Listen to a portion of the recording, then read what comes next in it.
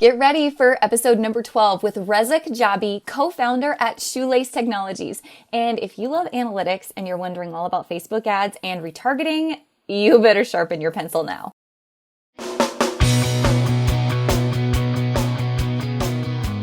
Let's talk about your business, strategy, and the juicy details of what actually works, from mainstream fashion to fashion on Main Street, and the entire ecosystem behind it. How do we scale your company and do it with the balance and the happiness that we all seek? Let's hear from those insiders, experts, and strategists that actually make it happen. I'm your host, Ashley Alderson from the Boutique Hub, and I can't wait to chat.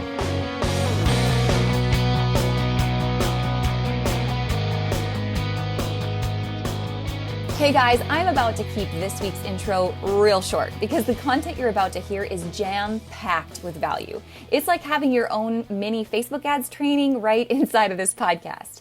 In case you have not yet met Reza, he spoke at the 2017 Boutique Summit in Dallas, and he's the co-founder at Shoelace, the Shopify app that automates retargeting journeys for e-commerce stores. And we're so thrilled to have Shoelace back at the 2018 Boutique Summit as a key partner of our event. So get ready to meet Reza in person again and ask him all of your questions.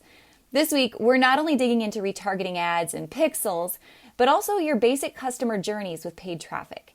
And if you'd like a visual to go along with this week's show and you're a member at the Boutique Hub, make sure you visit our training library and watch the April training video on Facebook ad sales funnels. This is going to walk you through the basic 3-part sales funnel covering new customer acquisition, sales conversion, and retargeting. Plus, it has plug-and-play examples for you to use, plug and play right into your own business. So trust me, if you've been overwhelmed by Facebook ads before and you simply wanted to outsource, that's okay. But I'm telling you, I know that you can do this. I've seen hundreds of boutiques learn to do it on their own. And Shoelace makes it so simple. And with the basic understanding plus using an app like Shoelace, you can drive some pretty significant traffic. All right, guys, let's get started this week. If you are listening, don't forget Shoelace is a member at the Boutique Hub and has a special rate just for you if you want to try out their service. Go find them now in the service providers directory on theboutiquehub.com. And then, you got that pencil ready? It's going to be fun. Let's get started and talk all about Facebook ads.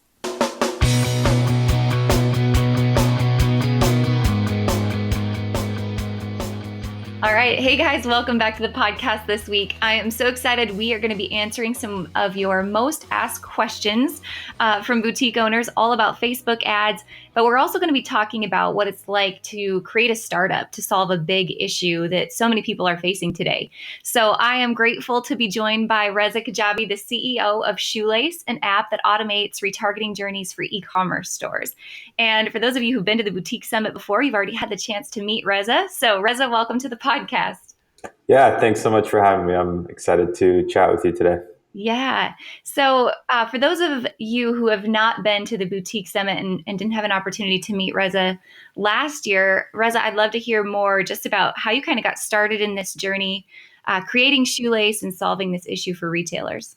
So our story begins. We're 3 co-founders at Shoelace. At this point, our team is 21 people, so we've grown quite a bit. But the way that we got started was the 3 of us were working together at a startup in Toronto, and we just felt like we would make a really great team. We knew that most companies fail not because the idea isn't good or anything like that. Mostly companies fail because the team isn't right or the founders don't work well together.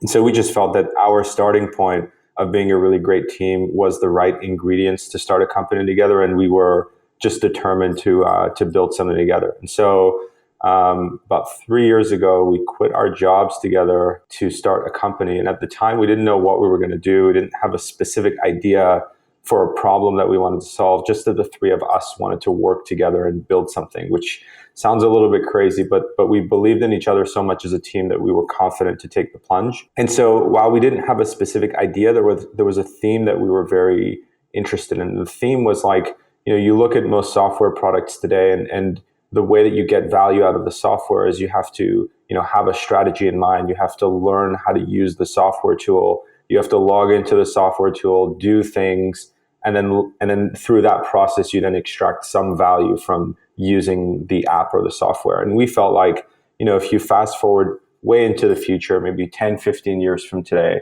surely at some point software will become intelligent enough to just create value for people without them having to do anything or learn anything. And so while we didn't have a specific idea, that was the nature of the kinds of problems that we wanted to work on, something that allowed the software to be intelligent to just basically do things for people without them having to do any work themselves. And, we looked at a few different problems and talked to a lot of different customers about various places that we could start attacking this problem. The way we think about it today is actually much bigger than retargeting or Facebook ads. So the vision of the company we like to talk about is the idea to make expertise accessible at scale. So how do we take human expertise and turn it into software so that everybody can get access to expertise? And our view is that it's probably impossible to automate all expertise for all businesses, but that the right approach towards this bigger journey that we want to go on is to try to automate some expertise for some businesses. And for us, the some expertise, we've decided for it to be retargeting. So this very specific, advertising strategy that targets people who have left your website without completing a purchase and encourages them to come back and either complete their purchase or buy from you again if they've already bought. And that is the one very specific type of expertise that we're focused on. And then the for who we're trying to automate it for is very specifically for online store owners and e-commerce merchants. And so while there are a number of businesses that could probably use retargeting, and many of them do, we felt that in order to truly automate something, we need to be very specific and targeted for who we want to do it for. And so that's how we've kind of started off on this journey to automate retargeting expertise for e-commerce merchants. I think at some point the scope of our offering is going to be much bigger than that, but that's going to be a long time away. I think that we still have a lot of work to do just to take, we think about our next couple of year roadmap is like, just imagine what it's like if you hired the world's best retargeting expert, and what would that experience be like through software? And that's effectively our roadmap. That first we're trying to understand like what it means to be the world's best retargeting expert through research and experiments, and then trying to take that expertise and turn it into software so that, if we can establish one expertise and then each of our clients can just get access to this expertise, we think that it's a more efficient approach than each individual store owner trying to become the world's best retargeting expert. And what starts to become pretty cool is, as we work with thousands of different businesses at this point, we have several thousand online stores that use Shoelace. The more of these campaigns that we run, the more retargeting that we automate for various merchants, the more we take those learnings and bake it right back into the product so that when a new person signs up to use Shoelace, they're kind of tapping into the collective expertise that we've learned over spending millions of dollars on retargeting ads for merchants that are just like them. So that's kind of the gist of our story. That's pretty cool. How did you, you're in Canada. How did you first get hooked up with Shopify? Because this is a Shopify app. And why Facebook over getting started on Google or any other type of retargeting? So in the beginning, our approach to like getting some customers to listen to us was just like, we would randomly pick a few businesses and send them out, try to like find the owner and send them an email to say, hey, we're a bunch of founders and we're working on something. Would you be willing to share your advice? And in the early like class of businesses that we were trying to approach, they weren't actually online store owners. One of the people we reached out to was like a person that had a maid service online. And that person who agreed to say, yeah, I'm happy to kind of be your guinea pig and try some of this on for my business. He also said, well, I also run this online shop as well, aside from this maid service that I have. And could we try this on that one as well? And we just realized that retargeting for online stores is just such a no-brainer because we can, track the success of the campaign based on how many sales it's brought. And it's such a better fit than any other business. And that is how we kind of accidentally stumbled into e-commerce, as saying like that is a good vertical to start with. And when you look at e-commerce, I think it's just so clear that Shopify is such an important player in the space. And I think it's their growth has been pretty phenomenal. And they're a Canadian company, we're a Canadian company, so maybe that's something to do with it. But I think Canadian aside, Shopify is a world-class company. And I think when you're want to get started in e-commerce, whether it's to start an online store or whether it's to build software for online stores. I think Shopify has built such an incredible ecosystem to bring that together that for us, it was just kind of an obvious first start. I mean, obviously, at some point, we think about our offering as being useful to business owners who are not necessarily just on Shopify, and we'll get there eventually. But I think from a starting point perspective, it's been wonderful. And then to your question about Facebook, I think it was also, I think there's a couple of ways that we looked at it. One was just like the ad creatives on Facebook and Instagram, we just felt looked nicer than any other ad network available. And so we felt like it was a good place to start just because of some of the creative work that we wanted to do on the campaigns. And also when you think about advertising for online merchants, I think Google has been wonderful for search, and it's obviously a super powerful ad network. But in the case of merchants who aren't necessarily don't necessarily have their customers looking for their products, and they want to try to find a way to just get in front of those people based on what their interests are and what like a lookalike audience of merchants that are like them, Facebook is a really cool platform to allow for that kind of behavior. And so when we looked at the ecosystem of e-commerce, we felt like Facebook and Instagram were such an important ad network for most of the customers that we spoke to. And so it felt like a good start to start off with those platforms. But very similar to the e-commerce platform that were available on Facebook and Instagram has been just a start. I think part of what makes Shoelace useful is when a customer leaves a website, they kind of go through a journey of ad experiences as opposed to seeing the same ad over and over again. And part of what we're trying to create is make that journey happen across the web, not just happen on Facebook and Instagram. And so we'll be adding support for Google and Pinterest and other ad networks as well. But I think it's like, in any business, if you try to like boil the ocean on day one, like you're just not going to get anywhere. And so for us, it was very important if we wanted to say that we don't want to build like an easier to use Facebook. We don't want to build a self-serve tool that people still have to like do things. And if we want to try to automate every single decision on behalf of our customers, then the more things that we try to offer, the more decisions that we'll have to try to automate, and the more difficult it will be to provide something great for people. And so we felt that by adding constraints, it allowed us to do really well at certain things, as opposed to saying, we could have been trying to do something like, we'll automate all of your advertising on Facebook and Google and everywhere else. And it's just like, then we try to do too much and it doesn't turn out to be really great. But if we say very specifically for e-commerce stores of this certain size who are on this platform, who are going to retarget on Facebook and Instagram, we want to be the absolute best in the world within these constraints.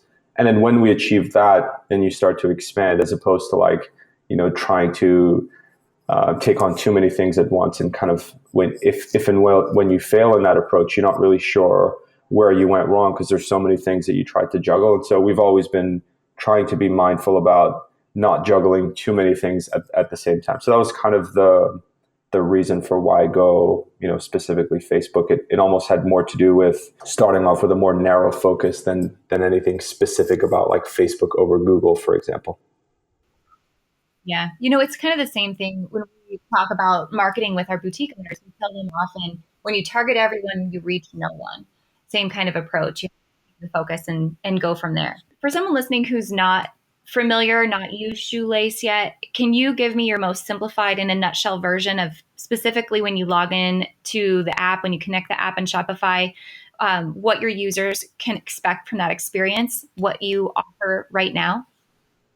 Sure. Yeah. So I think the biggest thing I usually talk about is the fact that our app doesn't have any buttons that say something like create a campaign or like upload your audience or anything like that. When you sign up to Shoelace, I would say think of it as like hiring the world's best retargeting expert to manage all of your retargeting ads from end to end. And so the experience is you install Shoelace, connect it to your Shopify store, connect it to your Facebook ad account, and connect it to a bunch of other marketing apps that you use that we use those integrations to make our ads a lot more powerful. So we have integrations, for example, with all of the major product review apps that we can use to pull 5-star reviews and use that content inside of the ad creatives. We have integrations with, for example, apps like MailChimp to take your emails and turn them into retargeting ads. And so connecting Shoelace to a bunch of your different tools like your Shopify, your Facebook, and a bunch of your marketing apps is like the way to get set up. And then after that, it basically you just wait until your audience reaches a minimum threshold to receive your first campaign. And if you connect us to your own ad account using your own Facebook pixel, we can use that historical audience. It doesn't have to build from scratch the moment you connect to Facebook to Shoelace. And then when that audience reaches the size when it's ready to receive the first campaign, then it's, again, exactly like a human expert would do it. You would receive a text message or email from Shoelace with a retargeting campaign fully created with the ad budget set, with the audience targeting set, with the ad creative and copy, everything made for you. And what you receive over email is a proposal to preview that campaign. And so it's almost like, if you imagine you hire someone to go do some work and then they'll bring it on your desk and say, what do you think about this? Is this good? And you basically just sign off on it and push the button to say, approve that, yep, this is good, let's go live. Or maybe make a couple of small edits to it if you want to, revise the wording a little bit to make it sound a little bit more like your brand voice, or adjust the budget a little bit. Like, we'll be very specific about what budget we think makes sense, but we'll also set some parameters of like being able to go a little bit higher or lower based on your preference. And so making a couple of those edits, you push approve, and then the campaign goes live. And then over the next few months, as our system looks at how the campaign has been performing, you'll receive updates every couple of weeks to say, we noticed that like this placement on Facebook wasn't doing so well, so we turn it off, or this ad wasn't doing so well, so we turn it off and let's replace it with this one. And so you'll receive those kind of like proactive messages to continue to make the ads go better. And the way the actual campaigns look are, if the way to think about Shoelace is that we try to recommend strategies that make sense given your audience size.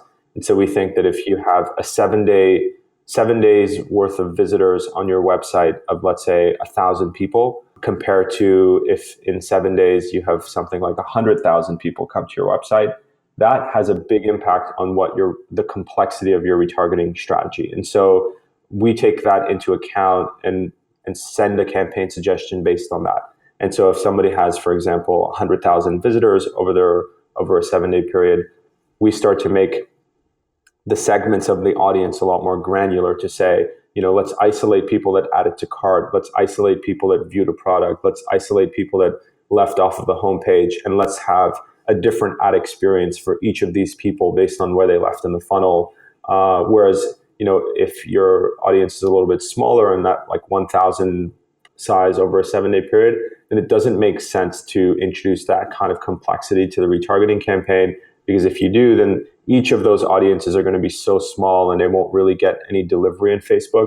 And so part of the kind of promise of Shoelace is that as you go and like work on your business and drive more traffic and grow, as that happens, you won't have to worry about like, hey, I've increased my traffic by quite a bit over the last few months. I should probably be making some changes to my retargeting ads. You wouldn't have to worry about that because we monitor those changes and send proactively a message that, hey, looks like your audience size has grown. Let's add a couple of more stages to the retargeting campaigns to accommodate for this flexibility. So it's kind of just like trying to deliver peace of mind around the question of what should I do about my retargeting campaigns over the course of the many years that I run my business, and that the idea is that Shoelace will answer that question, propose the right strategy, and then execute the strategy as well. And that's kind of the product experience. And I think one of the things that I know that a lot of our customers enjoy most about Shoelace is that we're kind of just getting started. Like we create a lot of value for a lot of people, but every day our team is thinking about, what are some of the assumptions we had about retargeting expertise last year that are no longer true this year. And things change so fast that it's not just about, we have this one thing and then we automate it and then we sell that product for the next 10 years. And our industry changes so fast, and something that was a good thing to do 8 months ago may no longer be the same thing. And so that's another benefit of using Shoelace, is that we're always like living at the bleeding edge of, where the industry is going or what is happening with retargeting, and then bringing that back into our product so that people don't have to worry about, we've heard that Instagram stories are about to become a thing that you can use like carousel ads inside of an Instagram story. Like, should I be using that in my retargeting campaign or not, for example? Like those types of questions that occur when new things come up are things that we're always on the lookout for, and incorporating it into the product and introducing it to all of our customers. Yeah, that's so smart, because the average e-commerce store owner or boutique owner, if they have brick and mortar as well, they're wearing so many hats and juggling so many things. So to take that off their plate is super helpful. Can you talk about conversion rates and just like the uplift in conversions that happen when you use that type of retargeting? Are there some industry stats that you can share that you think these types of retargeting ads help convert for these customers? We're going to have a lot more data to share around this sort of thing very soon. We're conducting a bunch of research to have pretty data-driven answers to some of these questions. So I don't have a lot of our own research to share, which is what I would be most comfortable with. But I will share those reports with you soon, so you can share it with your community as well. One of the things we've noticed is, as we've worked with so many merchants, there's just a lot of benchmarks that we can learn and understand that we can put out to be helpful to the ecosystem, and we're working on that soon. But some of the things that we've read and seen is, on average, the difference between doing retargeting and not doing retargeting typically results in something like a 12% sales lift in the sense of adding more sales given a certain audience size. So another stat that I'm sure most boutique owners would see if they if they log into their Google Analytics or to their Shopify store is something like 98% of traffic will leave without buying anything. And so that's a whole lot of people that are coming to the website and are leaving without buying anything. And, when you look at that as just like numbers on a screen, it's like, why is this happening? Why are so many people leaving without buying anything? But if you think about those people behind the data points on the screens as being like real humans, well, not everyone's going to visit a website or visit an online store with their credit card in their hand, just like ready to purchase on the spot after discovering your brand for the very first time. It takes some time to to build some trust with people. I think there's another stat that says, like, on average, a prospect needs something like 9 or 10 various touch points with a brand until they're comfortable to buy. And so, that's why things like email marketing start to become really effective, where somebody might, sign up for your newsletter and then receive a few emails and then get confident enough to buy from your brand. But if you look at that stat of 98% of people leaving without buying anything, and what that conversion rate usually looks like is, if you take, let's say you have a brand that has 2,000 visitors on their store, and that their conversion rate is only 0.5%. So that basically means that, let's say out of 2,000 visitors, only 10 people buy. If the average order value of those 10 people is about $100, then those 2,000 visitors are going to result in about $1,000 in sales. But if you find a way to increase those conversion rates and say, we still have those same 2,000 people, but instead of 0.5% conversion rate, what if we can get a 1.5 conversion rate, which basically means instead of 10 people buying from the 2,000 visitors, what if 30 people bought from those 2,000 visitors? That's like a huge difference, where in the first case it'd be $1,000 in sales, and then the second case would be a $3,000 difference in sales. So the idea is that if you can convert more of your existing traffic to become sales, and through that process increase your conversion rate, that can have a really, really big impact on your total sales. And so you think about retargeting, it is one of the most powerful ways to do that, where most people will come to your website, have not left an email address, you don't have any other way to get in touch with them.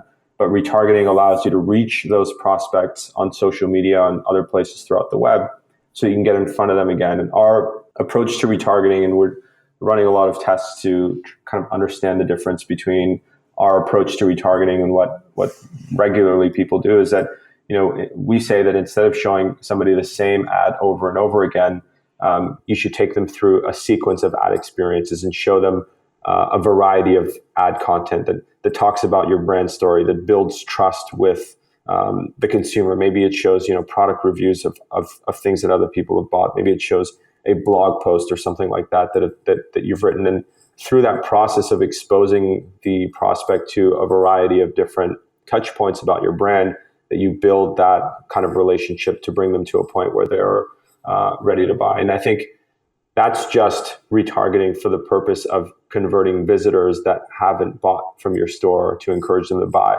But what about people that have bought from you before? And I think a lot of people just take the audience list of past purchasers and just exclude them from the retargeting ads, which is, a right thing to do because you don't want to annoy those people with the same ads. But in the same way that you get in touch with past purchasers through email and you drive repeat purchase with those same people, retargeting is an important tool to use for that as well. So when you have, for example, a new collection that comes out, or you have a new sale or something like that, and you send an email to your past purchaser list, that not everybody on that email list is going to open, for example. And so another way to get in front of those people is to do a retargeting campaign that targets those past buyers specifically to encourage repeat purchase. So if you look at, the different stages of the funnel, which starts at somebody visits your homepage, then they look at a collection, then they might look at a product, then they might add to cart, and then they might buy, and then they might buy again. You look at through that whole customer journey funnel. Retargeting can play a big role in improving the conversion rates at each stage. And one of the things that we like to tell people a lot is, depending on which stage of the funnel you're trying to improve, the measurement of success isn't always sales. And some boutiques may not have the budget to spend towards this sort of thing, and that's fine. But the bigger you get, the more you understand the lifetime value of a customer, the more you understand how much you're able to spend to acquire a customer. And then it's if you can target people who left off of the homepage, for example, people who didn't even look at a product while they were on your site, retargeting to that group of people with the idea of immediately converting them to the sale is potentially the wrong way to look at it. Whereas, what you may want this group to do is to come back and then just look at one product, just move to the next stage of the funnel. They left the homepage without looking at any products. And that's the thing that you would like them to do as a next step. And so if you have a retargeting campaign that targets those people with a carousel of products, and then a percentage of them come back and check out a couple of products, that is a successful outcome of that campaign, even if none of them bought, for example. Obviously, when you look at the entire retargeting campaign of the whole funnel, the math should work out in a way that's profitable. But when you isolate each of these various segments, what success looks like should be different. And so, we think that there's just so much that goes into retargeting. And what we're trying to do is first, understand all of these different pieces ourselves continuously, because they change a lot. And then say, how can we bake this into a product experience so that people don't have to worry about, what should my retargeting strategy be for people who left at the very top of my funnel, who didn't even look at a product? What should I be doing with that group, and how do I measure the success? We're trying to answer those questions and put them into the product experience. But so, yeah, sorry for the long-winded answer, but to your question about conversion rates, I think it is very important to think about which stage of the funnel is trying to be optimized, and then kind of measure success that way. And it's such a good answer. I want to actually stay on this topic for just a minute. A couple key points that I wrote down while you were talking. First is, if there's someone listening who is feeling overwhelmed by some of those stats in terms of conversion rates, and understanding if I have a 2% conversion rate, so 98% of people come to my site and they bounce off, what does that look like if my sales goals for the year are $500,000 or $1 million?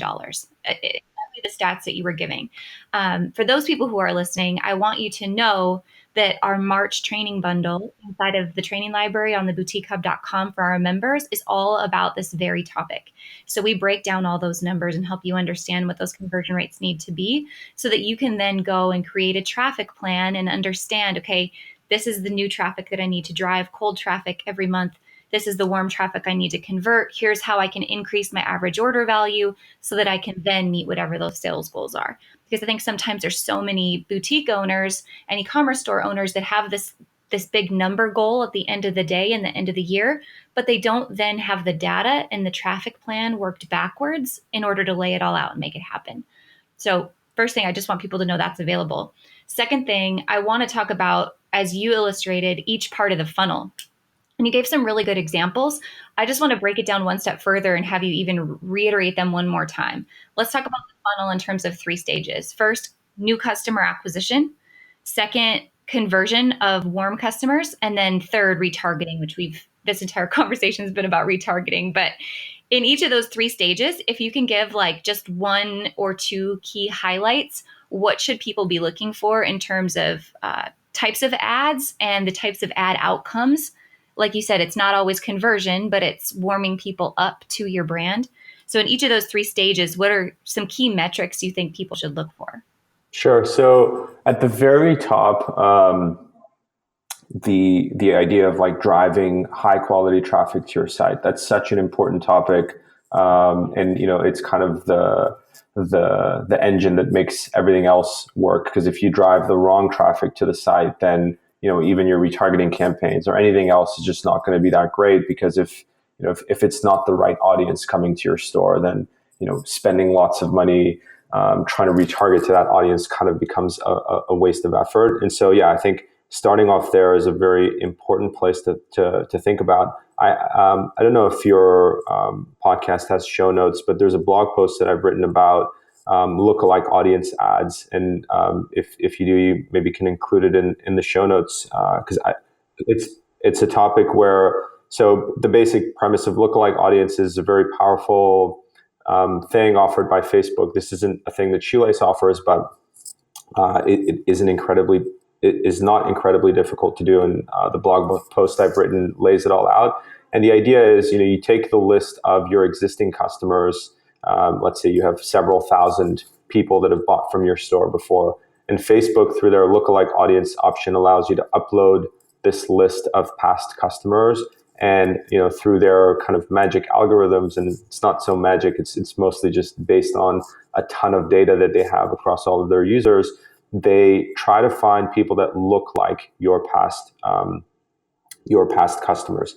And there's additional settings that are, so it's great to upload people that have bought from you so that the lookalike audience is based on your existing customers. And then there's a couple of settings inside of the Facebook ads that you choose to say, I want Facebook to optimize for conversions. And very specifically, I want Facebook to optimize for purchases. And so, based on what Facebook knows of its past website behavior of their users, it will try to show your ad campaign to people who are most likely to buy. And so, there's a lot of complexity that can be added on top of these kinds of lookalike audience ads, but that is the basic, foundation of it. And I highly recommend the blog post I've written on the topic, and it's a great way to drive really high quality traffic to the store. But that's just one channel. I'm sure, Ashley, and a lot of the content that you talk about to boutique owners, you probably talk a lot about how people can drive great traffic, not necessarily through ads. And I think that's a very important part of new user acquisition too. But I'll stick to what I know best and talk about that, the way to acquire this through Facebook ads. And then, so the next phase you talked about was to kind of convert those leads. And I think one of the interesting things about this style of advertising on Facebook, you do want that initial cold traffic to result in some sales. So the success metric of those campaigns, from a lot of what we've seen, that type of ad campaign targeting cold traffic based on lookalikes, based on a conversion objective of purchase, it does result in sales. If you have a product that has a fit in the market and there are people who want to buy this product, and you find a way to get in front of the right people, even that cold traffic will convert. See it all the time. It's just what percentage of them will convert, and then how much more of that traffic can you convert later on. And so you do want to see some success with that initial cold traffic. I think some of the ranges we've seen, and there's so many parts that go into this, probably need so much more time to like dissect each of those parts. But it's like, this kind of a lookalike audience strategy. One of the things that has a huge impact on the overall success is like, what is the average order value of a store? If the average order value of a store is like $15, for example, or $20, it might be very difficult to have any positive return on ad spend on this like targeting of cold traffic, because it's expensive to target people. And when they do buy, if the value of that purchase isn't really high, it becomes hard to make the math work. But if, a nice average order value is like, anything over $60 and maybe in the kind of 100, 150 range, that's like a wonderful average order value. And so given that kind of average order value range, I've seen people get 1 to 3 times return on ad spend just on this cold traffic, which is pretty wonderful. I would attribute a lot of this to Facebook's powerful data network of being able to isolate the right people for your product. And so that is probably what you want to see if you run such a campaign, such a cold traffic targeting campaign. You do want to see some sales with it to ensure that you're reaching the right people. So I'd say anywhere from like 1 to 3 times return on ad spend is probably a great place to see yourself. Sorry, I went so long on this one. And the second one, are we at retargeting yet, or? Second one is converting warm traffic. So conversion of existing customers. Right. Yeah. So I think for converting of existing customers to have them kind of repeat purchase, is that the idea? Yes. Yeah. So I think like there's a few ways that I've heard some people do some really cool things on this. Is like having a community on Facebook of just your buyers and sharing exclusive deals, like stuff like that. I think you talk about this sort of strategy as well, Ashley. I've heard, and I think that's really cool. I think what seems to work really well is email marketing for this channel is really big. So constant new email campaigns about like new products that have been added, or sales or discounts or exclusive offers to existing members, I think is a good way to start. But also like I think most people in this like digital age that we live in forget that on the other side of the computer, like these are real people. And so I think there's a lot to be said about building real relationships with some of these customers, and even with things that are like, in the types of packaging to use in the orders that get sent, or like some kind of a thank you card, or some way to establish that as a boutique owner, you are a human and you're not just like, a company trying to sell goods. And I think that is one of the ways to differentiate against really big companies like Amazon or other retailers that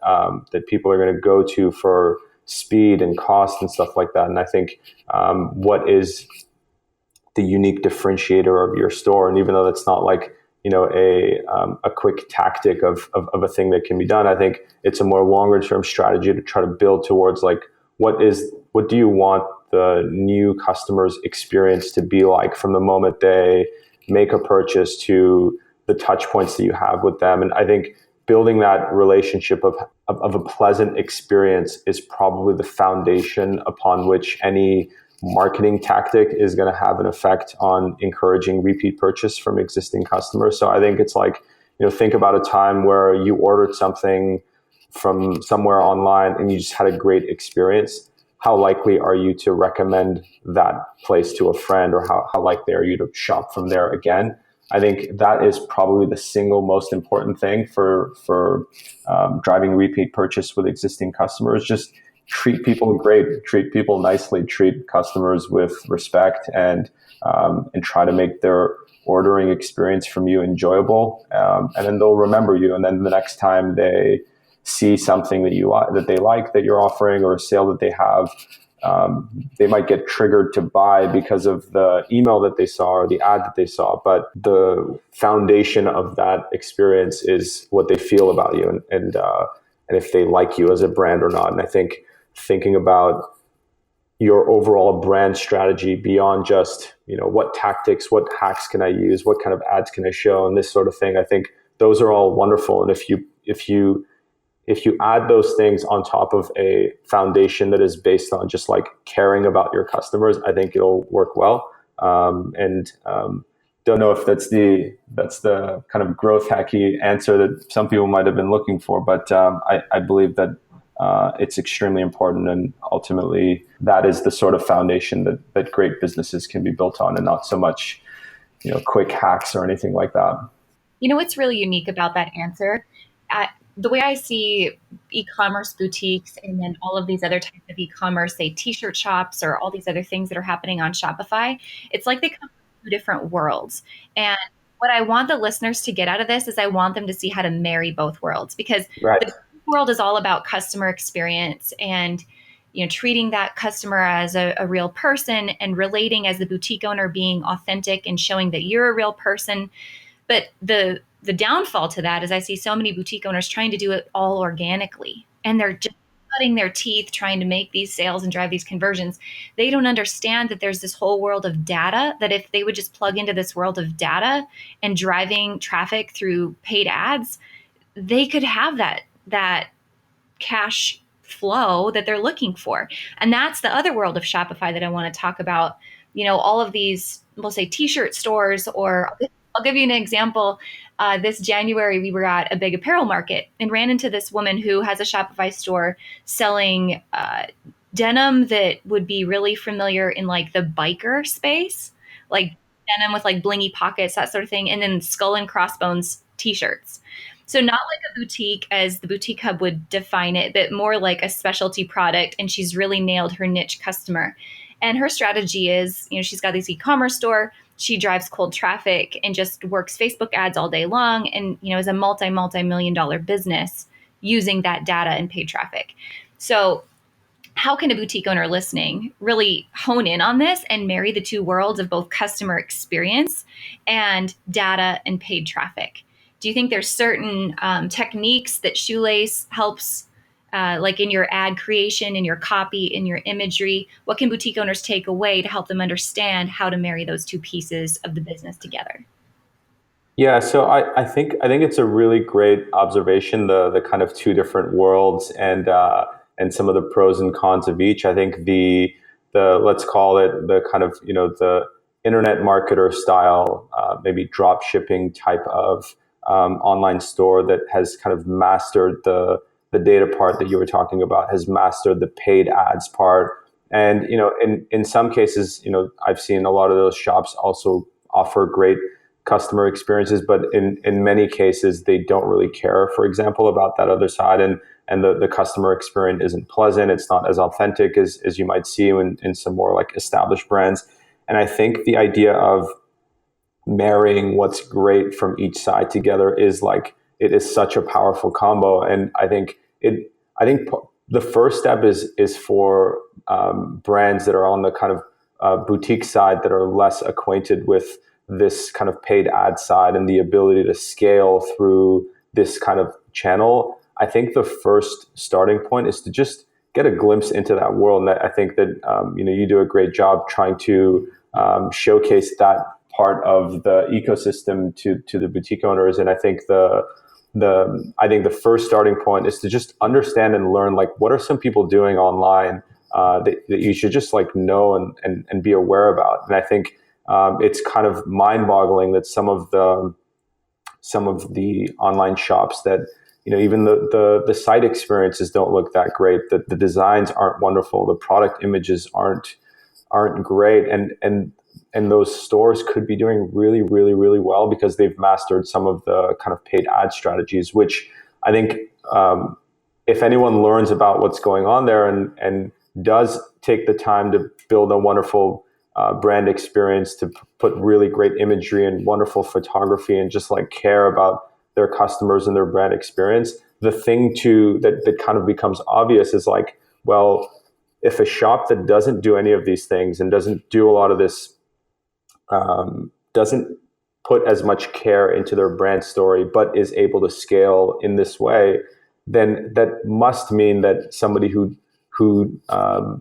does put the time and attention into building their brand and their brand experience, if they adopt some of the strategies that those other folks are doing, then more often than not, they're going to be in an even better situation. Because I think it's, for example, if there are brands that through their organic work, through their communities, through their just like grassroots efforts, have built a boutique that has thousands of sales per month and kind of hundreds of orders coming in, that is a great starting point for really rich data to feed into Facebook, into some other places to scale a paid ad strategy on top of it.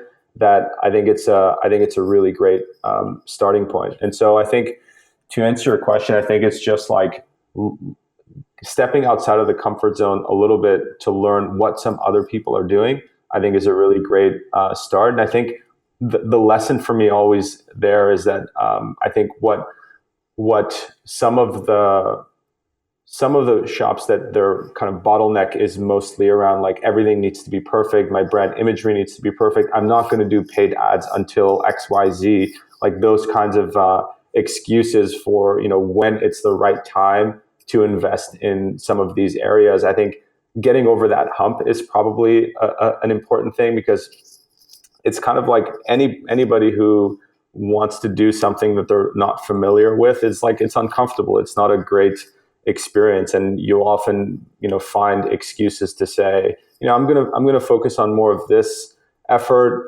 And then when I get to X, Y random thing, I'm going to start thinking about what my paid ad strategy should be like. And I think if you find yourself uncomfortable and you think it's difficult to jump into stuff like paid advertising, I think that is probably a good signal that you should do it. I think anytime that I've personally grown professionally or like learned anything valuable is when I stopped doing the thing that I was more comfortable doing and took on a challenge that was a bit more uncomfortable.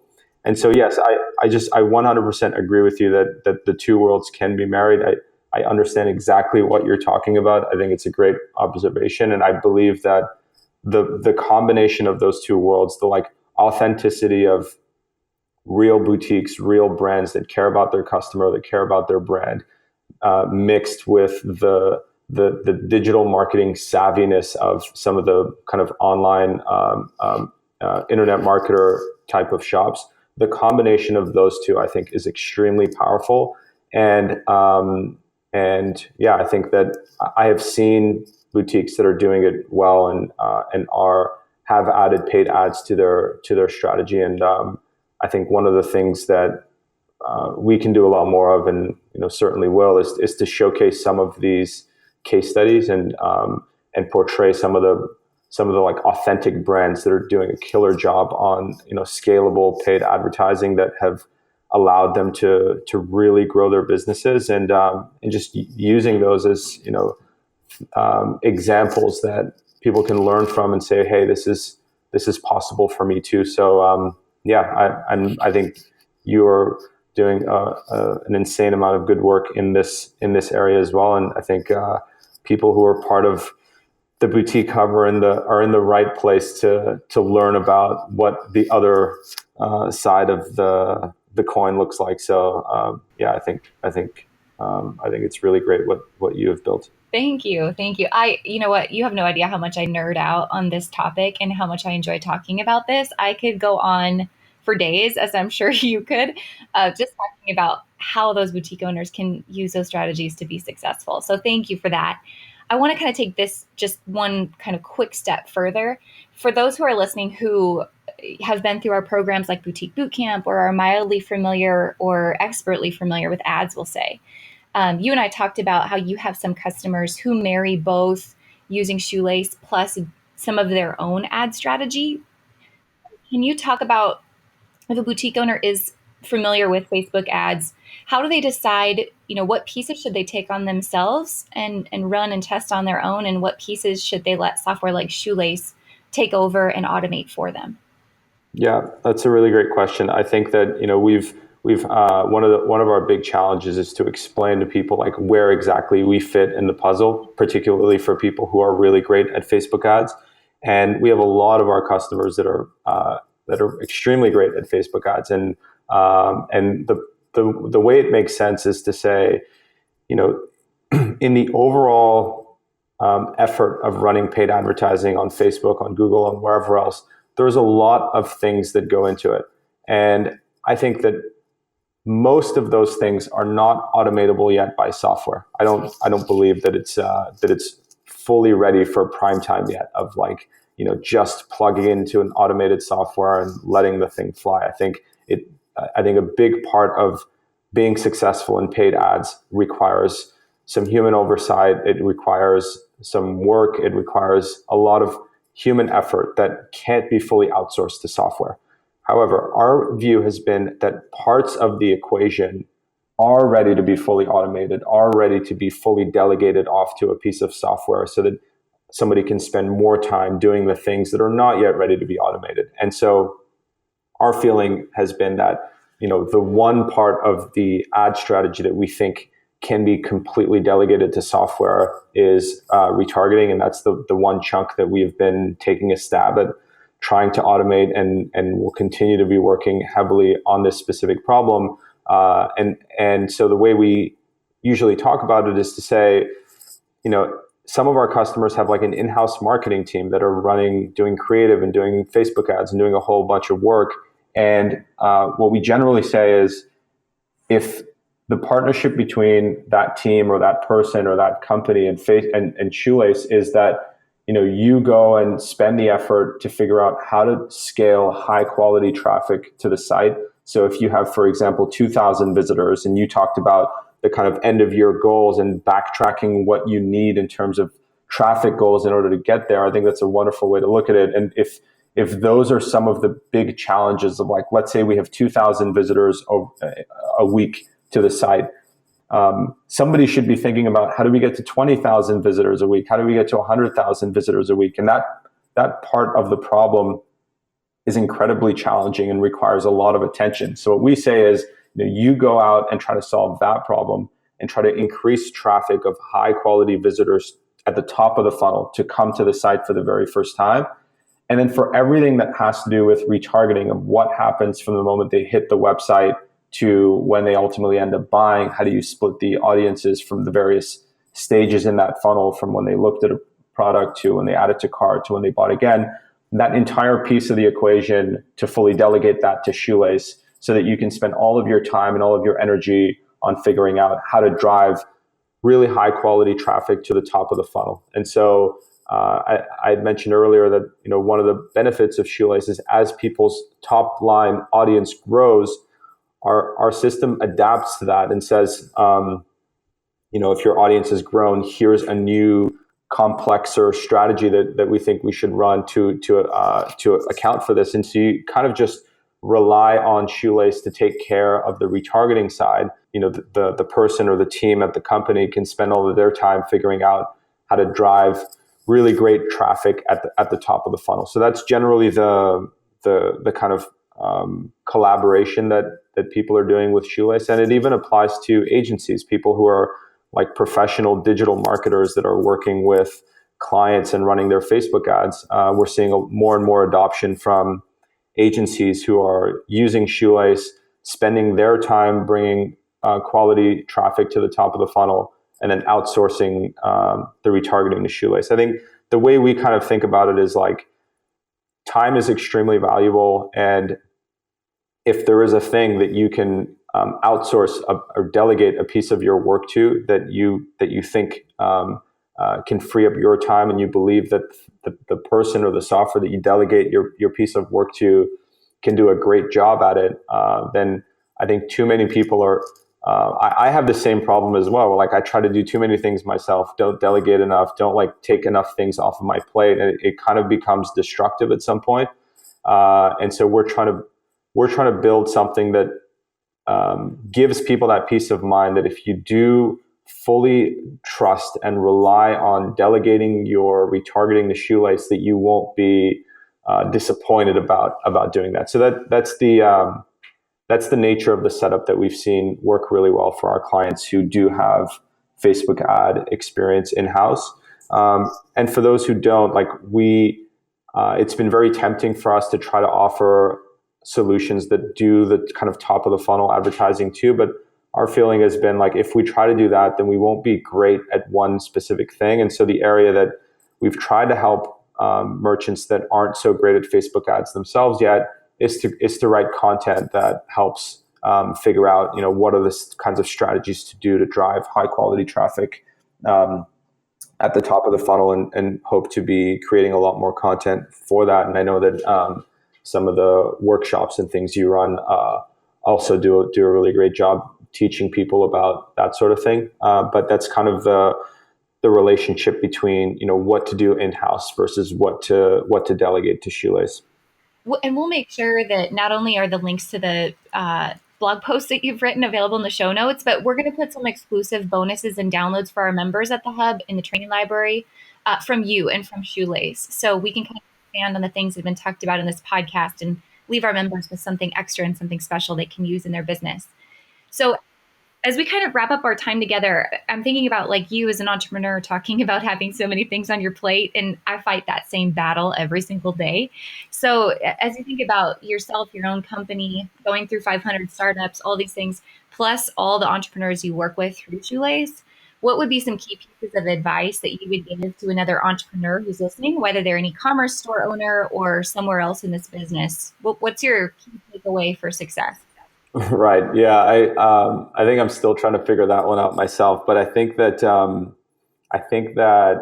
the one thing that comes to mind for me on this, that I know I've definitely struggled with in the past, and I know that many people do, is that things just take time. Like there's just not a quick answer for everything. There isn't a silver bullet. There's a very good book called The Hard Thing About Hard Things by pretty popular investor who also used to be a founder. And in there, he talks about this idea of like, there is no such thing as silver bullets. There are just lots and lots and lots of lead bullets. And that is the true answer. And this idea of like always being in search for a silver bullet. What is the one thing that is going to change my business, or this one thing that is going to like make all the difference? I think realizing that like most often there is no such thing. There is not this one thing that's going to make all the difference. And it's just the long, hard work of like just pumping out the lead bullets of, showing up to work every single day, working on some of these challenges, and realizing that it's going to take a really long time for meaningful progress to happen. I think the thing that I've always thought about is like, it's not about having a huge impact overnight. It's to have like measurable progress over a period of time. And so if you measure your growth as a business, and from 1 month to the next, you grew by a certain amount. And then from that month to the next, you grew by a little bit more, and you grew by a little bit more. As long as there is that, cadence of progress, that's what matters. And then you kind of trust that over a long period of time, there is this, that something really great is going to snowball into existence, as opposed to kind of, if you're always in search of what can I spend my time on this week so that my entire business changes next week, is going to, I think you can spend years doing that kind of an approach, and then you won't end up having something meaningful. Whereas you start thinking about what can I spend my time on this week that is going to move my business forward a little bit or a little bit more. And I think some of the strategies that, again, you talked about, and I'm sure that a lot of the work you do through Boutique Hub is based on a lot of these sorts of things, where it's like, what is the end goal for the year, and how do you work backwards a kind of a plan towards getting there? I think my biggest takeaway in trying to do anything meaningful is that it will not happen overnight, and you need a lot of patience to see it through, and just kind of that consistency and persistence is the answer over kind of any one thing that is going to change your entire business. So that would be my one takeaway for sure. Reza, that your answer is so good. You're so spot on in a million different ways. But I love that this whole episode's about Facebook ads, because when I get asked questions about Facebook ads and people say things like, oh, I tried it and it didn't work, or I spent this amount of money and I lost it, my one piece of advice for them is, well, it's not going to happen overnight. There's not a silver bullet. I'm not going to teach you one thing and it's going to work tomorrow. It's about testing and testing. And it's a faucet that you turn on and it turns up and produces this return over time. So amen to everything you're saying. Drop the mic. You're so I appreciate that. So, hey, you as an entrepreneur, you mentioned a couple of books and some other leaders that you follow. What other books and podcasts are your favorite when you feel like you're trying to fill your cup and stay motivated and working on a new idea? Where do you go to learn? Yeah, so I think some of the podcasts I listen to, I don't know if they'll be as applicable to some of your listeners, because like some of our challenges, like a software business, are very different to an e-commerce business. But I think about, like, there are a couple of podcasts I really like. There's one that's called Masters of Scale. It's a podcast by the founder of LinkedIn, and he interviews a lot of founders who have achieved scale, like the founder of Facebook or Airbnb, and like what some of the crazy stories have been of what they've gone through, which, I think a lot of it are certainly transferable to entrepreneurs of any kind, for sure. So I think that's a really great one. I think there's the book I mentioned, The Hard Thing About Hard Things. I really like that one, where it just talks about how things are supposed to be hard. I think there's another, just a quick thing that somebody sent me a note recently after we shared an update about like a difficult thing that we were going through, and the person reached out and said, "Hey, it's actually supposed to be hard." And like, I think sometimes that's a really great reminder that sometimes people complain about like the journey being hard or like the process being difficult, but just that reminder of like, that's what it's supposed to be like. It is supposed to be difficult, and you're supposed to figure it out. Despite that, I think is an important lesson, and certainly one that comes across very much in the Masters of Scale podcast. I also, for example, I turn to a company called Intercom, who are a lot more popular in the software world than they are in the e-commerce world. They build if anybody goes to our site, the little chat bubble that is on our website is powered by Intercom. And they're just like a phenomenal team that produces a lot of great content. They do a lot of great work. And they have a very interesting podcast called Inside Intercom, where, sometimes they're just interviewing other people inside of Intercom, some of the, product managers or people that have built some of the software. They put out a lot of really great content. So I follow them. I think in the Shopify world, Shopify's the Shopify Master podcast is a really great one. Well, last question, and this is one I love to ask all the guests who come on the show, because I think it speaks volumes to not only what you're building as a company and the customers you're trying to serve, but just the greater picture of our life. And that is, someday, once you have your grand exit, which every founder dreams of, right? Once Shoelace has done its job and it's gone wherever it's supposed to go, and you are an old man, right, sitting on the porch, hard to imagine. You're the guy in the hoodie. I think we just need to remind people, like, startup founder wearing a hoodie. I love that about it. So once that's all over with, what is the one thing you want people to look back and say, like, this is what Reza did, this is how he impacted my life, and this is the legacy that the company left? Yeah, that's a tough one. I think about, one of the things that drives me the most about Shoelace and just the work that we do, and I think the work that I will do with anything I ever work on, is just this idea of like personal growth.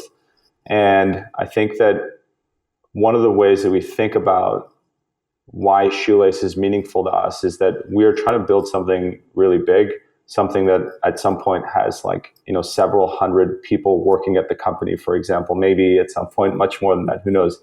And the idea that through this process, the company is going to grow a lot, but what really matters is that through that process, a lot of the people on the team are going to grow a lot. A lot of people who join our team and some of the people that we look to kind of bring onto the team aren't necessarily people who have had like insane amounts of success at a previous job, or people who have like have the best resumes. Like ourselves as founders, we didn't necessarily have like perfectly polished resumes and somewhat come off as like underdogs in the world. And like we think about some other people who are in a similar situation in life, who have a lot of potential and a lot of talent, and we've hopefully done a great job to find those people and bring them onto our team, and find a way to do that many, many times over the course of building Shoelace. That we weren't necessarily looking for people with polished resumes to like bring into the team and kind of build a company that way, but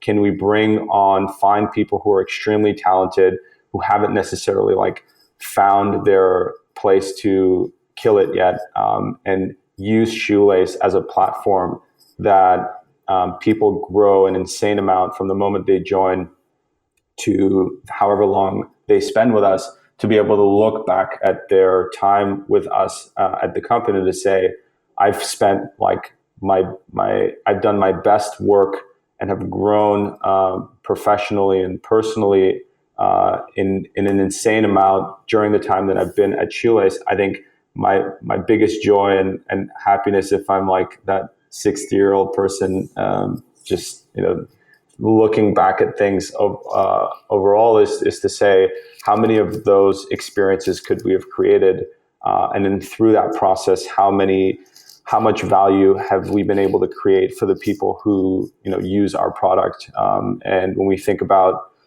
the kind of the vision of the company, is to say, can we turn human expertise into software?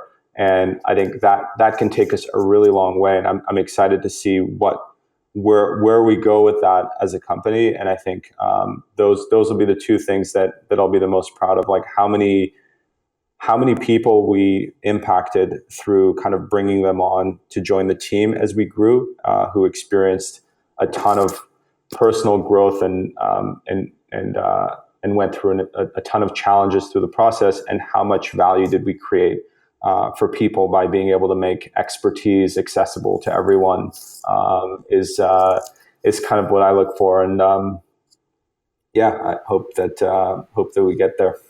I love it. Well, Reza, thank you so much for sharing your time with us today and your knowledge and your expertise. I know that there's a lot of key takeaways that I jotted down, and I'm sure our listeners did today too. So thank you, and we can't wait to see what's next for Shoelace. So if anyone's listening and has questions, you can hop on over to Shoelace's site, or again, all the details are in the show notes and in your guys' service provider profile on the Boutique Hub. Awesome. Thank you so much, Ashley. It was great chatting with you again.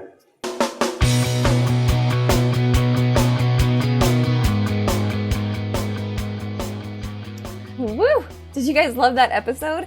All of the nerd inside of me was literally jumping up and down, because I truly believe that this is not out of reach for you guys. You can make this journey into growth and significant traffic using Facebook ads by just digging in and taking it one step at a time. You can totally do this.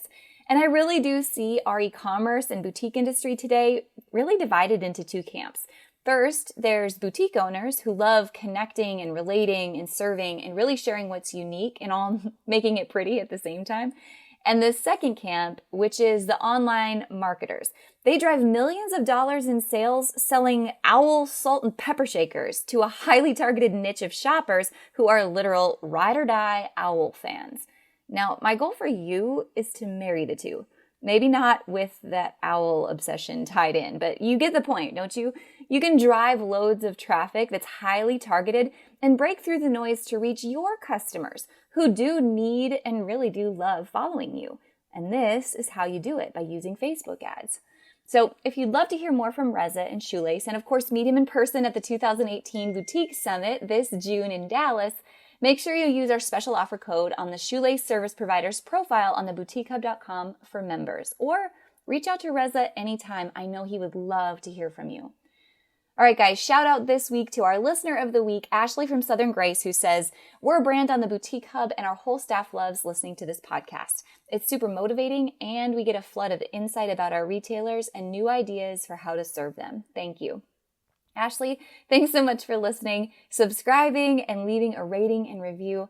That helps our podcast reach those podcast gods, if that's what you want to call them, who allow our show to have more reach and allow us to bring even more guests on the show. All right, guys, I'll be back next Tuesday with a guest that you guys know and love. I know you're going to love this episode. So until then, let me know what your biggest takeaway from this episode was and your burning Facebook ad questions, because I know you've got them right now. Tell me what's on your mind over on Instagram at AJ Alderson, and I'll be sure to get back to you with a video message in reply. All right, guys, see you back here soon on Boutique Chat.